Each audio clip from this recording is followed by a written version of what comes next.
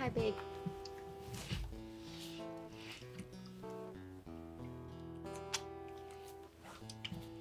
Welcome back. By the way, we didn't just do this just for the show. It's just all day.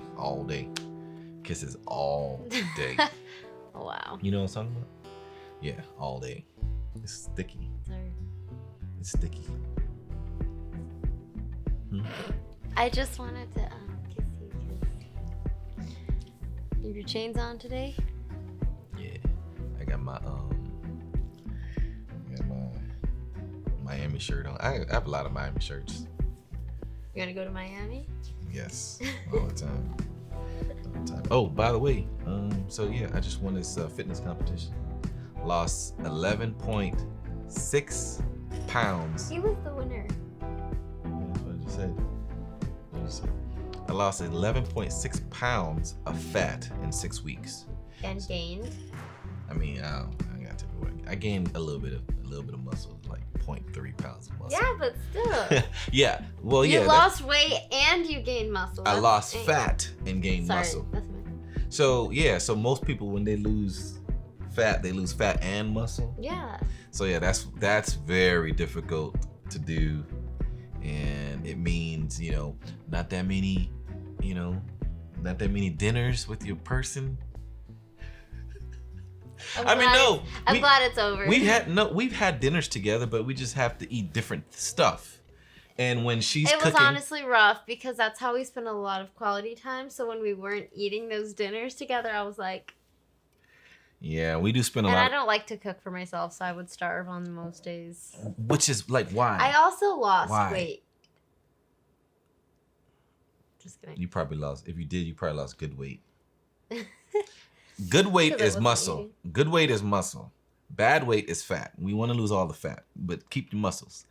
Yeah, but doing that is very, very difficult. So I had to eat a lot of protein, a lot of fiber, no sugar, no drinking, and be very, When he started this, that was the first time I ever made banana bread. It was so good. Banana nut bread. And she knows that that's one of my favorite desserts. Why would you do? Why would your person do that to you? Okay, to my defense, I didn't know I didn't know I can make banana bread. I was like, what if it's disgusting? I want to make one first so that when he can eat it, it is delicious. Anyway, I'm feeling good. You know what I'm saying? I was able. She made some after my thing, so I was grateful, and I ate some after. So what is this show about? So, do you have to sacrifice your relationship for your career? Or vice versa, like career for your relationship? I'm like, just kidding. Wait, what? I'm kidding. You said yes, you do have to sacrifice it? I'm just kidding. Okay, well, first, do you even think it's possible to have a successful career and a successful relationship? Well, first of all, what's a career?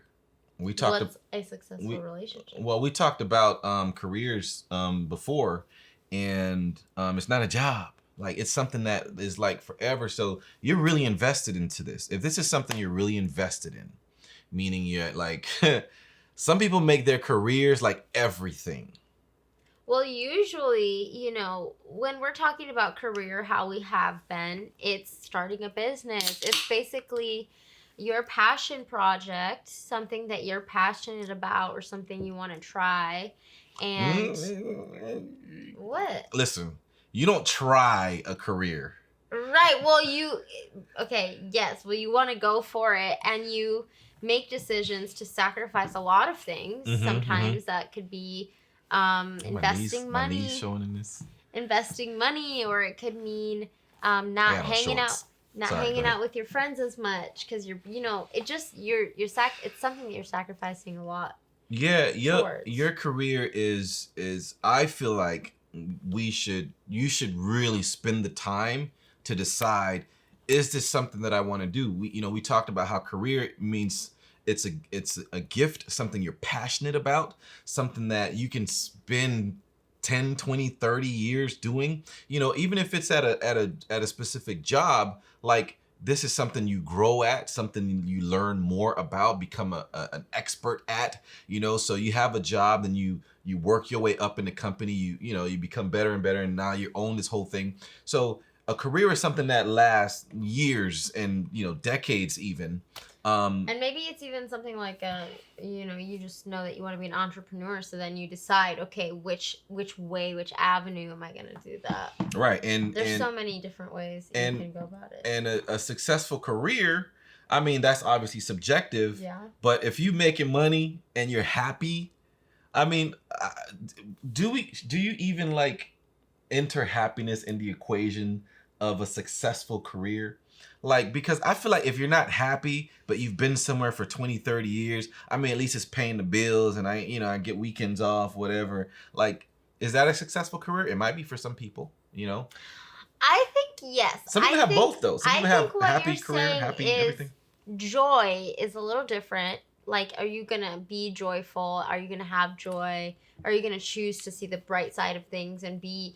Because no matter what you do, it's going to be challenging. There's going to be challenges. So I think that's what you mean. Like, just have joy, just be good. Yeah. But to be excited, to have a passion, to be passionate, and, I keep saying excited, but to wake up and want to do this thing, I think that's what a career can be.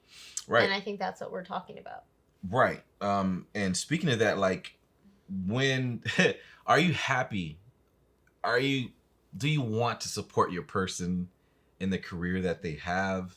You know what I'm saying? I think that's something to consider before you decide we're going to make this a life journey, right? Because if your person is someone who is gone for 6 months out of the year, every year, are you cool with that? You might be. You might be like, I like being in the house by myself for 6 months during the year and like, parties or whatever. You might be like, I don't know, I'm very like clingy and I like to be by my person. And I don't want you to be out away for too long. Well, so this, I think, to answer this question for yourself is like, go back to your vision.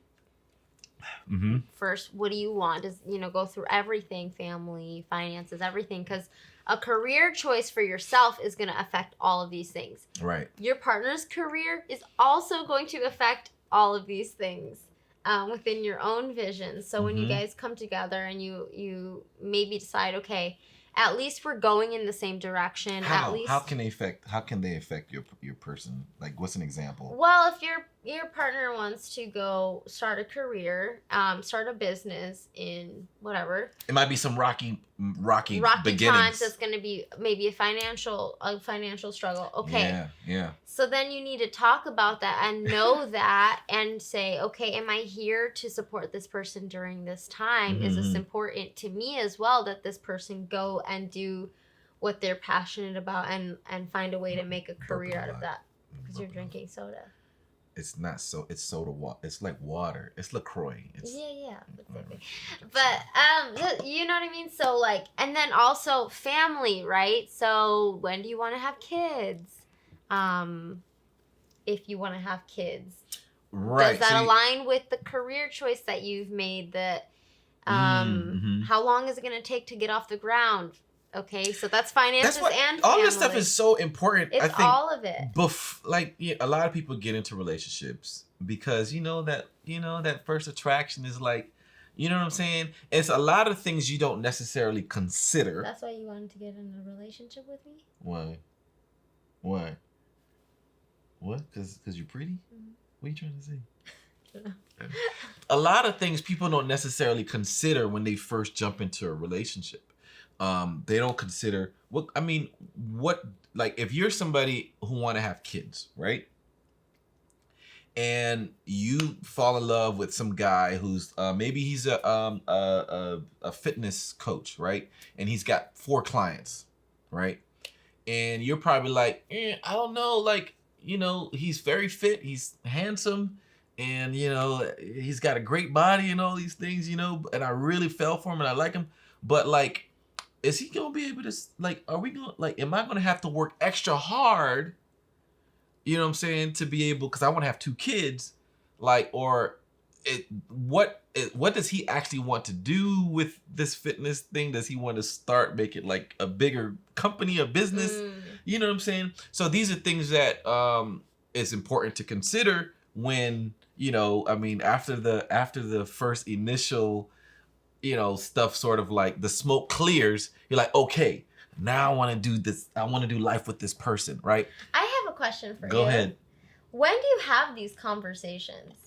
Because I feel like we've had a couple I know, of those. but I'm saying, like, is it too? When is too early? It's never too early. Date one. That's my opinion. So what do you want to do with your life? Yes. That's important. I think, you got to at least try to get some real life questions that, here's the thing.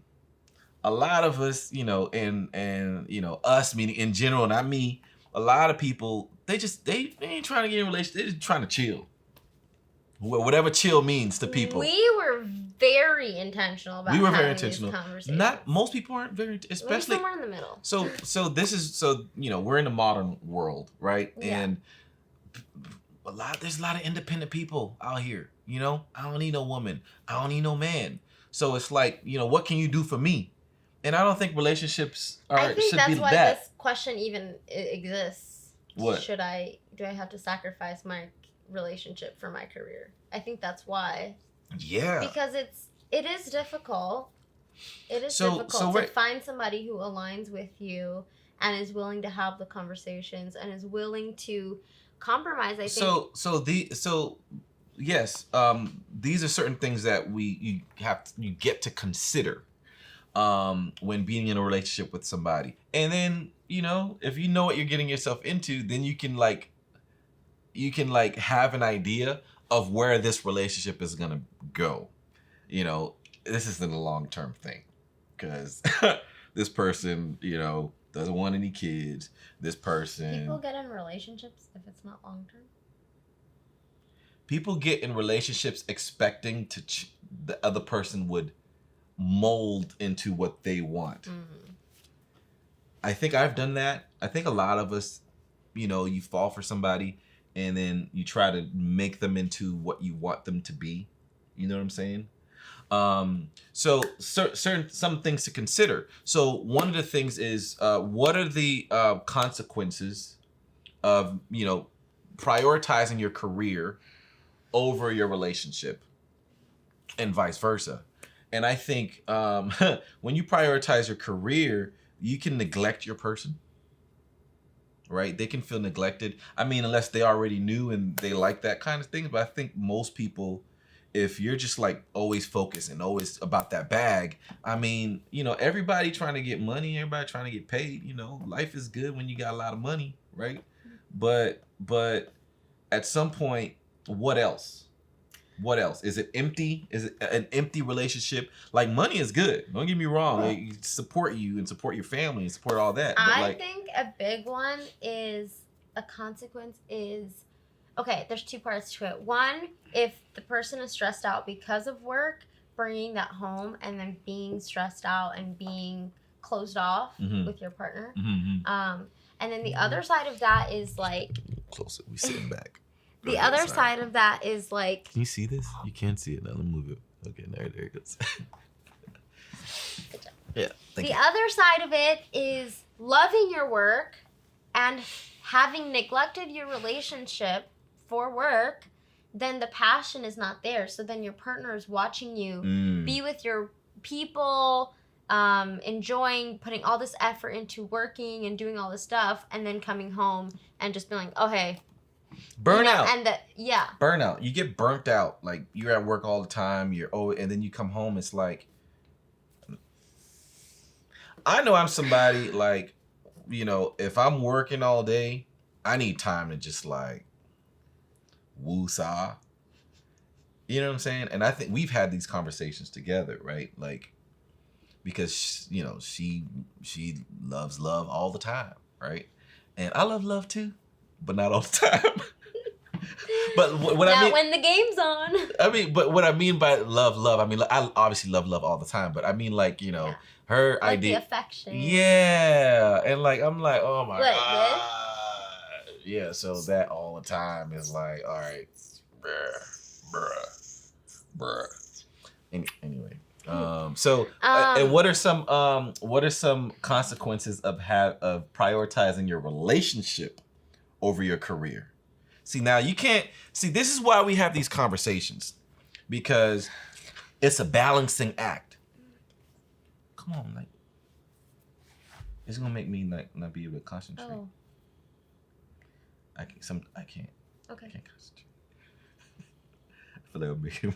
That's anyway, my sacrifice. It's a balancing act, because if you prioritize your relationship over your career, then like your career is gonna be stagnant, right? I mean, that's possible. Like, it won't. If you're like always trying to like do things with your person, like go on vacation, spend all the time that you have like being with this person, then your career's kind of gonna, suffer a little bit. And also, were you gonna say something? Well, I think it's important to have your thing and my thing. Mm-hmm. And if you are putting the relationship first above everything, then it's like you put all your eggs in one basket. And it can cause resentment. It can cause resentment. I got my story. At some point, I can, you know what I'm saying? I'm not going to give the whole thing now. But like, when you're doing, here's the thing. And this is why I say everything gets to be important in life. Your relationships, your career, you don't prioritize anything over the other. Your health, all that. Because if you're giving all to this person, and you're neglecting your career or neglecting your vision, neglecting all these things that you want to do for yourself, not only, will you cause yourself a financial strain, right? You'll start causing the family a financial strain, your relationship a financial strain. And you can have resentment because you didn't go after the thing hard enough that you wanted. At the same time as going hard, you can't go too hard where you neglect the person that you're with. So it's compromise. There's a lot of compromise. I have a question. Mm-hmm. What if one area of your life requires more attention in this season?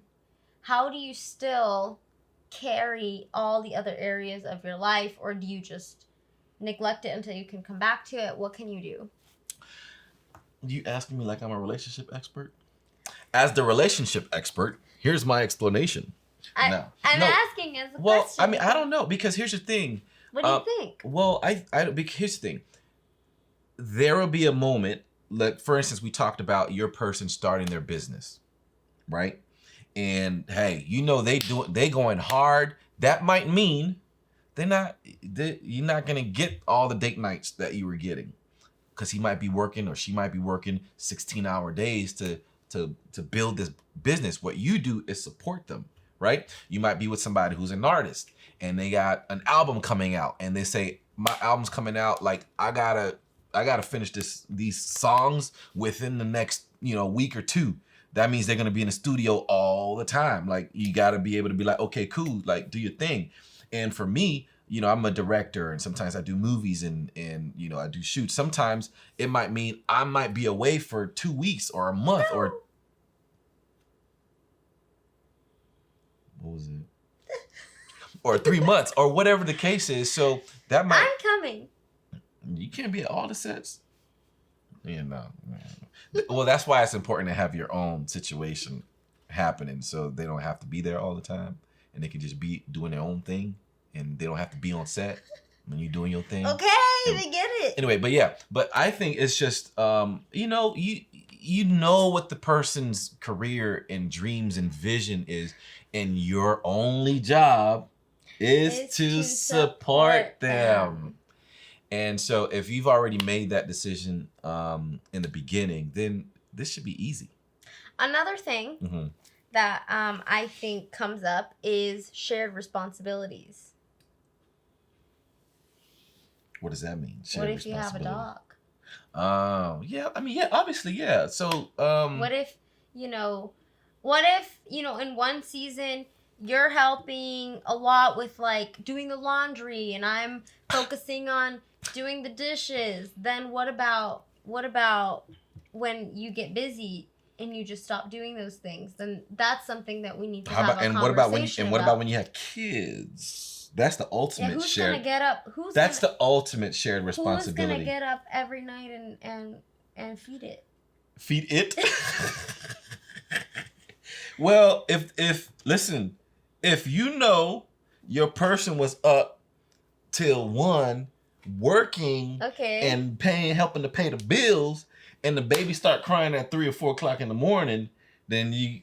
What if we're both working till 1 in the morning, getting everything done, and the baby cries? You got Mondays, I got Wednesdays, Tuesdays.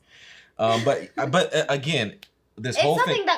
It's something that comes up. Right. So shared responsibility. You have to share, and it's also important to just sort of like just know your person and support them in whatever it is. I keep using the word support because it's so important. So when there is something that changes in the relationship, in the business, in your health, in your career, in your anything, there might be some, more responsibility on one person and sometimes more on the other. And that's okay. It can be like that for seasons. It can be like that forever. But as long as there's a mutual understanding of what you doing the thing right now. Thank you. So I personally think the glue to all of this is basically just communication. But here's the thing. Go ahead. You think a lot of things. I think a lot of things. Well, what we did was we made a plan to make a plan. What I mean by that is make a plan to make a plan. We actually were like, hey, we should talk about our vision. Hey, we should talk about what it is that you want to do, what it is that I want to do. Let's talk about this. And I think because life is so fast and like full of a million different things, I think, again, it requires intentionality to be like, hey, I notice that things are changing right now. I'm getting really busy with work. Maybe we should talk about like how you're doing, how you're feeling, how I'm feeling. What can we maybe shift? How can you support me? How can I support you? And have that conversation. And think about examples in your lives, right? And and what was successful for the people. I mean, there aren't that many left. People that have been together for 20, 30, 40 years. My friend Marvin, he's been with his wife for like almost 30 years now. It's 26 years or something like that. For a long time. I mean, that used to be the norm. Right now, it's like that's hard, and things have shifted. So what can I learn from them? What can you learn from your parents? If your parents been together for a long time, maybe your parents haven't, but what can you learn? My parents are 40 years this year. Her parents are 40 years this year. That's incredible, right? So sometimes you can learn from their mistakes. What kind of teamwork they had, what kind of communication they had, how do they support each other? Sometimes the times are really bad, really rough. Sometimes times are great, right? So going into this whole thing, when you talk about, career and your relationship, is it possible? I think it is. I think it's possible. I mean, we've seen that, we've seen, Denzel been with his wife for a long time, but then you've seen like people, they